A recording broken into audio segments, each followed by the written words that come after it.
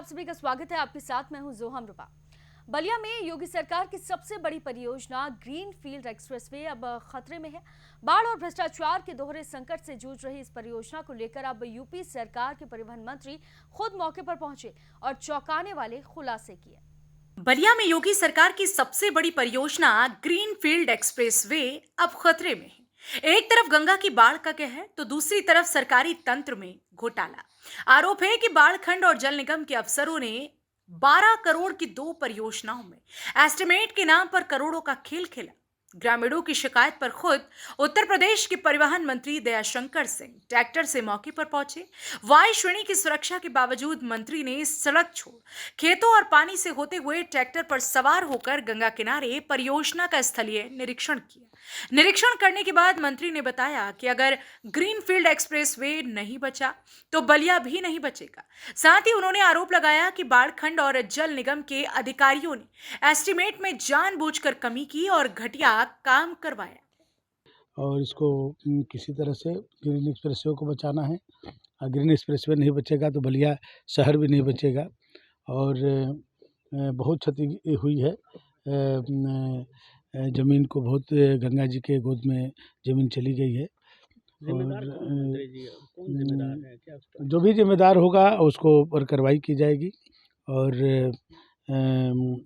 हम देख रहे हैं जो पिछली बार जितने हुआ था वो बहुत ही सुरक्षित है और वहाँ पर कोई कटान नहीं हुआ है।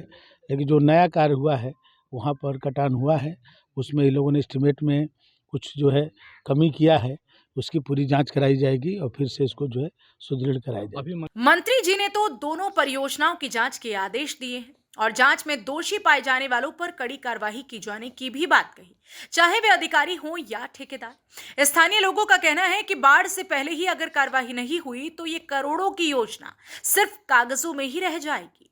इतना यहाँ कटान चल रहा था, माननीय मंत्री जी बहुत प्रयास करने पर यहाँ ठोकर बनवाए थे और अभी फिर कटान जब चालू हो गया तो हम लोगों ने मंत्री जी को सूचना दिया कि मंत्री जी यहाँ बहुत कटान है और ग्रामीणों का खेत विलीन हो रहा है गंगा जी में।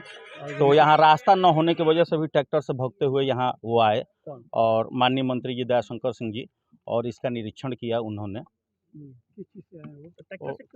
ट्रैक्टर से इसलिए कि बीच में रास्ता नहीं था, पानी लगा हुआ था बाढ़ के कारण जो है, तो वो रास्ता बहुत ही कठिन था बारिश की वजह से, जिसकी वजह से उनको आना पड़ा ट्रैक्टर से जो है यहाँ पर। सिक्योरिटी और इसी तरह भी उनके सारे लोग सभी लोग ट्रैक्टर पर आए कि नहीं, मैक्सिमम लोग उनकी सिक्योरिटी भी ट्रैक्टर से आई है जो है। ट्रैक्टर से हाँ।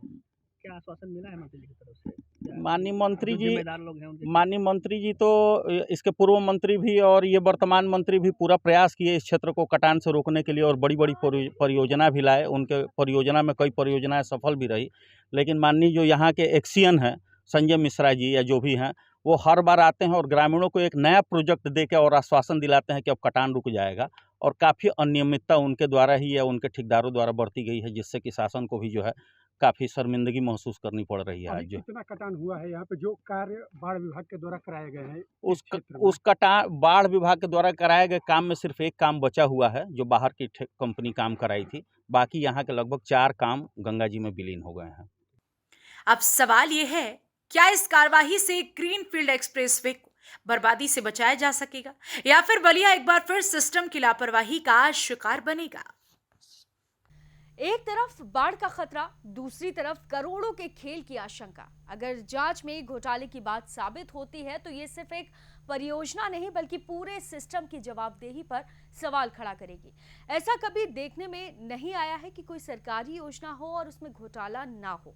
अब देखना होगा कि इस परियोजना का आखिर क्या परिणाम निकलता है। फिलहाल के लिए इस खबर में सिर्फ इतना ही। बाकी तमाम खबरों के लिए आप देखते रहिए यूपी की बात।